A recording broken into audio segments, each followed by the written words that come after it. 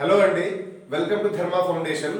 మనము ఈ వీడియోలో 10th క్లాస్ రియల్ నెంబర్స్ సంబంధించిన ఒక లాగ్ ఆన్సర్ క్వశ్చన్ చేయబోతున్నాము. ఏంటంటే అది if 2.3 power x equals to 0.23 power y that equals to 1000, then find the value of 1/x minus 1/y. ఏం ఫైండ్ చేయమంటాడు? 1/x మైనస్ 1/y వాల్యూని ఫైండ్ చేయాలంట. ఇచ్చింది ఏంటి మనకి?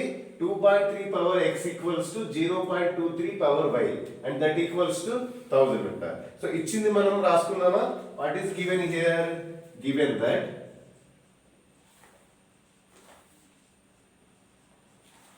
2.3 power x equals to 0.23 power y and that equals to 1000. ఇప్పుడు ఏం చేద్దామంటే first ఈ 2.3 పవర్ x ని తీసుకుందాము. ఈ 2.3 పవర్ x ఈక్వల్స్ టు ఏమవుతుంది మనకి? 2.3 పవర్ x ఈక్వల్స్ టు 1000. అలానే ఇప్పుడు ఈ 0.23 పవర్ y ఏమవుతుంది? 0.23 పవర్ y కూడా 1000 అవుతుంది కదా. ఒక దగ్గర రాసుకుందాము. 0.23 పవర్ y ఈక్వల్స్ టు 1000. ఇప్పుడు ఈ 1000 ఎలా రాసుకోవచ్చు మనం? 1000 ఈక్వల్స్ టు 10 into 10 into 10 రాసుకోవచ్చు కదా. ఈ 10 into 10 ఎంత? 100. 100 into 10 ఎంత? 1000. ఇక్కడ కూడా మనం ఇక్కడ 0.23 పవర్ y ఈక్వల్స్ ఏమవుతుంది? ఇది కూడా 10 into 10 into 10 కదా. 10 into 10 into 10. సో ఇప్పుడు 10 into 10 into 10 ఎలా రాసుకుంటాం? 10 పవర్ 3 గా రాసుకోవచ్చు కదా. ఇక్కడ కూడా అలానే రాసుకుంటాం. 0.23 power y equals to 10 power 3. ఇప్పుడు దేనికి ఈక్వల్ అవుతుంది? 2.3 పవర్ x. 2.3 ఈక్వల్స్ ఏమవుతుంది? 10 పవర్ 3 హోల్ పవర్ 1/x. ఇక్కడ ఏ ఫార్ములా అప్లై చేస్తున్నాం మనం? a power m equals to b అయితే అప్పుడు a ఈక్వల్స్ ఏమవుతుంది? b power 1/m. ఏ ఫార్ములా అప్లై చేస్తున్నాము? a power m equals to b అయితే a ఏమవుతుంది? b power 1/m. అలానే ఇప్పుడు 2.3 power x equals to 10 power 3 అయితే 2.3 ఈక్వల్స్ ఏమవుతుంది? 10 పవర్ 3 పవర్ 1/x. మళ్ళీసారి చెప్తా వినండి. ఇక్కడ ఇప్పుడు 2.3 పవర్ x ని మనం a పవర్ m గా రాసుకుంటే ఇప్పుడు ఇక్కడ b ప్లేస్ లో 10 పవర్ 3 పెట్టుకుంటే అప్పుడు a ఈక్వల్స్ ఏమవుతుంది? b power 1/m. అలానే ఇప్పుడు 2.3 ఈక్వల్స్ ఏమవుతుంది? 10 పవర్ 3 పవర్ 1/x. సో దీన్ని మనం అనుకోండి. నెక్స్ట్ ఇక్కడ చూడండి, ఇక్కడ కూడా సేమ్ ఫార్ములా అప్లై అవుతుంది కదా. ఇప్పుడు 0.23 ఈక్వల్స్ ఏమవుతుంది? 0.23 equals to 10 power 3 power 1/y. 0.23 equals to 10 power 3 power 1/y. ఇప్పుడు ఏం చేద్దామంటే ఇక్కడ ఒక 10 తో డివైడ్ చేద్దాం. ఏం చేద్దాం? బోత్ సైడ్స్ ఒక 10 తో డివైడ్ చేద్దాం. ఇక్కడ 10, ఇక్కడ 10. సో ఇప్పుడు ఏమవుతుంది?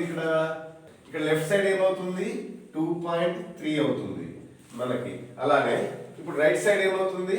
10 పవర్ 3 పవర్ 1/y మైనస్ 1. ఎందుకు 1 వేసుకుంటున్నా?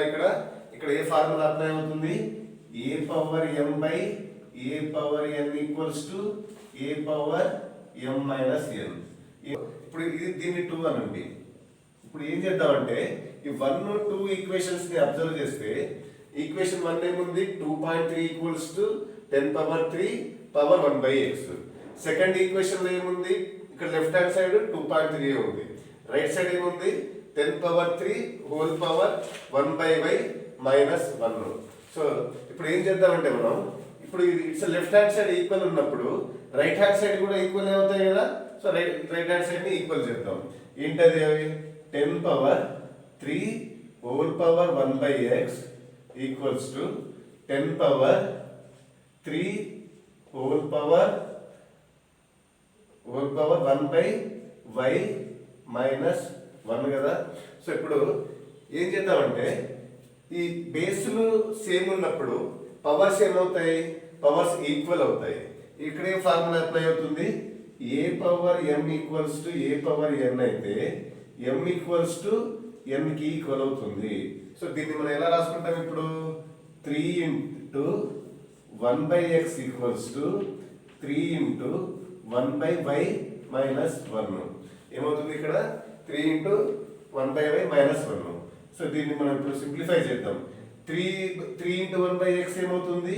3/x. నెక్స్ట్ ఇక్కడ రైట్ సైడ్ చూడండి, ఇప్పుడు రైట్ హ్యాండ్ సైడ్ చూడండి. 3 ఇంటూ 1/y ఏమవుతుంది? 3/y. అలానే 3 ఇంటూ -1 ఏమవుతుంది? -3. 3 ఇంటూ -1 ఏమవుతుంది? -3. ఇప్పుడు ఏం చేద్దామంటే ఈ రైట్ హ్యాండ్ సైడ్ లో ఉన్న 3/y ని లెఫ్ట్ హ్యాండ్ సైడ్ తీసుకొద్దాం. అప్పుడు ఏమవుతుంది? 3/x minus 3/y equals to -3. So 3ని బయటికి తీసుకుందాము. అప్పుడు ఏమొచ్చింది మనకి? 1/x మైనస్ 1/y ఈక్వల్స్ ఏమవుతుంది? -3. సో ఇప్పుడు ఈ 3ని రైట్ హ్యాండ్ సైడ్ తీసుకురావచ్చు కదా మనం. అప్పుడు ఏమొస్తుంది మనకి?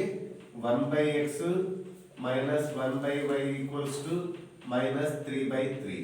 సో ఈ -3/3 వాల్యూ ఏమవుతుంది? ఈ 3 క్యాన్సిల్ అవుతుంది కదా. So this implies 1/x minus 1/y equals to -1. ఇది ఆన్సర్. ఏంటిది? 1/x minus 1/y equals to -1.